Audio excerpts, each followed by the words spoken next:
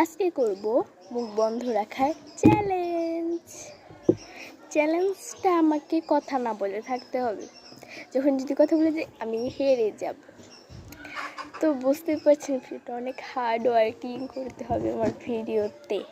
তো এখন থেকে শুরু হবে লেস টারে।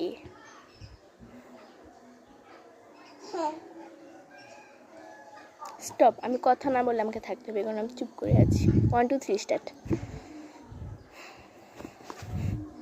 হে গাইস, আমি এডিটিংয়ের সময় যে এই কথাগুলো বলতেছি, যেহেতু আমার ভিডিওটা হট করে কেটে গেছে সেজন্য আমি বলতে পারিনি।